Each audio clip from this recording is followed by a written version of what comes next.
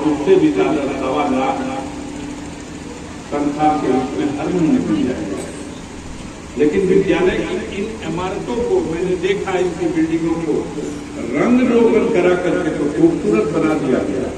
लेकिन हकीकत तो ये है कि भीतर बैठ के देखिएगा तो आरबी सिस्टम से इसकी जो छत पड़ी है उसकी सरिया नीचे की तरफ टूट गई है, वो सड़ चुकी है, वो अपनी उम्र पूरी कर चुकी है। अब उसमें पढ़ाई चलती रहे, ये जोखिम वाली बात, कोई दुर्घटना कोई हादसा होता होगा। लेकिन क्या हुआ, हमारी गवर्नमेंट के पास इसके लिए कोई स्कीम ही नहीं।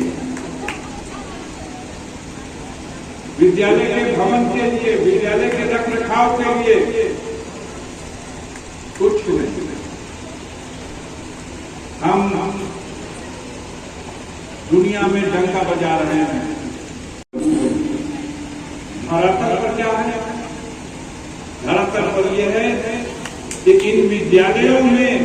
कमरों में बैठ के पढ़ने वाले बच्चों की छत जो है ऊपर स्तर पे, वो छत कब किसी हादसे में गिर जाए, कोई दुर्घटना हो जाए, ये हालत है।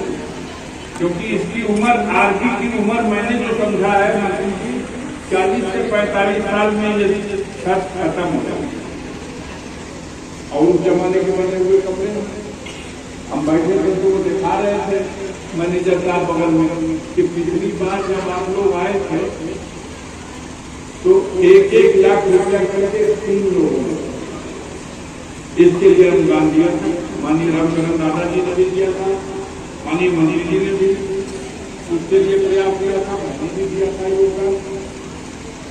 जो निधियों के बजट है उन बजट में से किसी विद्यालय को कोई बजट दिया जाए ऐसा कोई नियम नीति नहीं है। लेकिन क्षेत्र की जनता की छोटी मोटी जरूरतों को पूरा करने के लिए जो कार्य योजनाएं प्रस्तावित हो सकती हैं, उन्हीं कार्य योजनाओं में से कुछ अंश बचा करके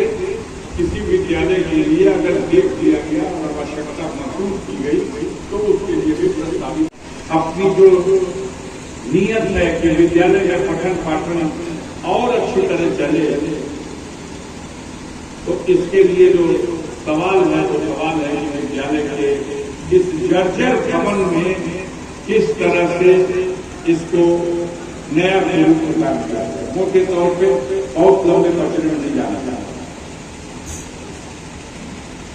इसका मकसद और भी सब है, लेकिन ये मकसद हम लोगों से संबंधित है, इसलिए हम इस पर चर्चा कर रहे हैं। माननीय मंत्री में बैठा था तो बैठ के हम लोग आपस में बात कर रहे थे। एक कार्य योजना राज्य सरकार ने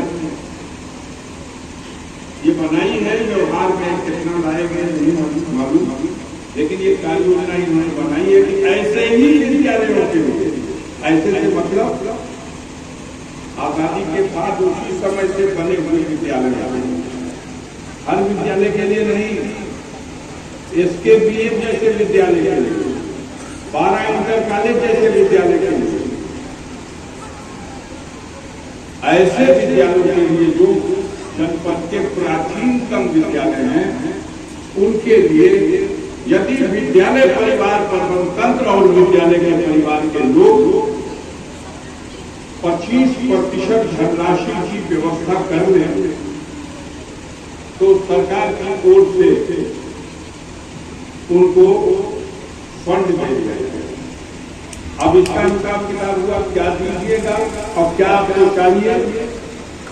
तो मैक्सिमम सबसे अधिक 1 करोड़ रुपए तक सरकार देगी, लेकिन 25 लाख रुपए आपको। जब आप 25 लाख जुटा दें तब आवेदन कर पाएंगे कि अब आप अपने हिस्से में 75 लाख दे। बहुत सी जगह का 9 तेरे ना हो गिराना होगा न पुराने प्राचीन विद्यालय होंगे, न इतना पैसा कहीं प्रबंध होगा। मैंने माननीय मंत्री जी से बैठे अनुरोध किया, अपने खाते का वो ऐलान करेंगे। मैं विद्यालय के प्रबंध कर विद्यालय परिवार के लोगों को अपनी ओर से इस विषय के समाधान की दिशा में सरकार की उस योजना का पैसा सरकार के पेट से निकालने के लिए हम और मंत्री जी दोनों को मिल करके आपके खाते का जो 25% का 25 लाख रुपया है हम दोनों मिलकर के हमारे इसको कोशिश करेंगे कि हम लोग इसको कर लें, ताकि बाकी भी आ जाए तो सब मिल जाए, तो शायद इसकी कायाकल्प हो जाए। उसके लिए भी हमने मानी से अनुरोध किया है कि इसकी रखवाली इस तरह से करनी पड़ेगी, इनके ऊपर टोटल छोड़ दीजिएगा तो पूरा 1 करोड़ रुपया भी हो जाएगा और पूरे विद्यालय का कार्यक्रम नहीं होगा। इसलिए करना यह होगा कि विद्यालय की दीवारों में कोई कमी नहीं दिखाई दे रही है। मेरी निगाहें पार्टी है, मैं समझता हूँ छत खराब है, सारी छतों को तोड़वाया जाए और नई छत आरसीसी की ढलवा दी जाए और इन्हीं दीवारों का प्लास्टर जहां खराब है हटा करके इसको प्लास्टर करा दिया जाए, तो इस विद्यालय का पूरा कायाकल्प 1 करोड़ रुपए में हो जाए।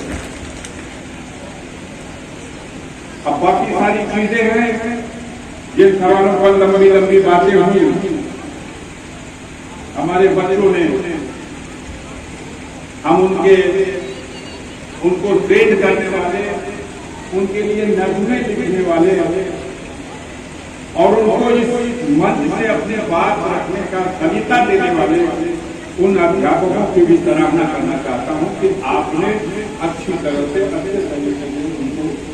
इस लायक बताया कि वो इस महफिल में सज्जन ने कहा कि पहली बार म्यूजिक सुन रहे हैं और कई में तो पहली बार मंच पर आ रहा है, तो हम उनका हौसला बढ़ाना चाहते हैं। आप सबसे चाहेंगे उन नौजवानों के लिए जिन्होंने भी इस विद्यालय के बच्चों ने इस मंच से अपना प्रोग्राम पेश किया, मैं 2 घंटे से वैसा बड़े ध्यान से देख रहा था और सुन रहा था, मुझे बहुत अच्छा लगा और हम उनके उज्जवल भविष्य की कामना करते हुए अपनी दुआ